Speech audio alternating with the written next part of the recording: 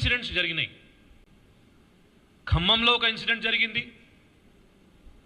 నిరాలో ఒక ఇన్సిడెంట్ జరిగింది, యాదాద్రి భువనగిరిలో ఒక ఇన్సిడెంట్ జరిగింది. ఖమ్మంలో మిర్చి రేటు పెంచండి, మాకు మంచి రేటు ఇవ్వండి అని రైతులు అడిగితే వాళ్ళకి వేడిలేసి కాళ్ళకు చైన్లేసి తీసుకువెళ్ళడం జరిగింది. Completely inhuman. ఈ రాష్ట్రంలో రేవంత్ రెడ్డి గారి ప్రభుత్వంలో హ్యూమన్ రైట్స్ వైలేషన్కి సహించేది లేదు. కాంగ్రెస్ పార్టీ డెమోక్రసీని బిలీవ్ చేస్తుంది.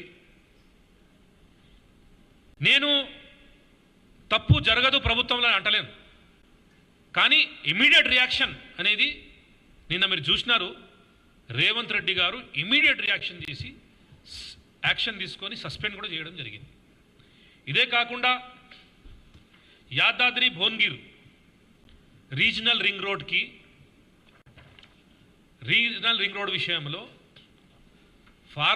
రైతులు చెప్పినారు, మాకు 1 ఎకరం 2 ఎకరాలు 3 ఎకరాల ల్యాండ్ ఉంది, మా తాత ముత్తాత మనకు పర్చేజ్ చేసిన ల్యాండ్ ఉంది, దీని ద్వారానే మా ఫ్యామిలీ అంతా బతుకుతుంది, మీరు మా ల్యాండ్ తీసుకోకుండా పక్కకు గవర్నమెంట్ ల్యాండ్ ఉంది అది తీసుకోమని చెప్పినారు. అది చేయకుండా వాళ్ళ మీద దౌర్జన్యం చేసి వాళ్ళకు కూడా హత్యకడీలేసి 3rd డిగ్రీ యూజ్ చేసి తీసుకొని పోయినారు. ఇదే కాకుండా నిరాల ఇన్సిడెంట్ ఎవ్వరు మర్చిపోరు. దళితులు, మార్జినలైజ్ కమ్యూనిటీ, బీసీలు వాళ్ళ మీద అరెస్ట్ చేసి 3rd డిగ్రీ యూజ్ చేస్తున్నారు. ఎందుకు చేసినారండి? లారీలు వెళ్తుంటే చిన్న పిల్లలు చనిపోతున్నారు, మా వాళ్ళు యాక్సిడెంట్ అయ్యి చనిపోతున్నారు, దాని విషయంలో వాళ్ళు ప్రొటెస్ట్ చేసినారు. ఈ సొంత జిల్లా కేటీఆర్ గారిది, మీరు అప్పుడు మంత్రి కూడా ఉన్నారు, మీరు ఎక్కడ ఎమ్మెల్యే, మీ సొంత జిల్లాలోనే 3rd డిగ్రీ యూజ్ చేసి మీరు వాళ్ళ పిల్లలు కూడా పలగొట్టిన రోజులు ఉన్నాయి. మీకు నైతిక హక్కు లేదు కాంగ్రెస్ పార్టీ రేవంత్ రెడ్డి గారి మీద మాట్లాడడానికి. కాంగ్రెస్ పార్టీలో హ్యూమన్ రైట్స్ వైలేషన్కి సహించేది లేదు.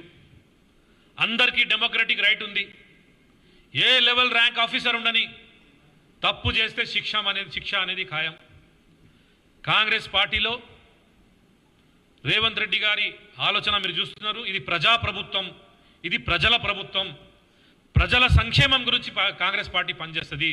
రేవంత్ రెడ్డి గారి ప్రభుత్వం ఈ ప్రజాప్రభుత్వం ప్రజల సంక్షేమం గురించే పనిచేస్తుంది.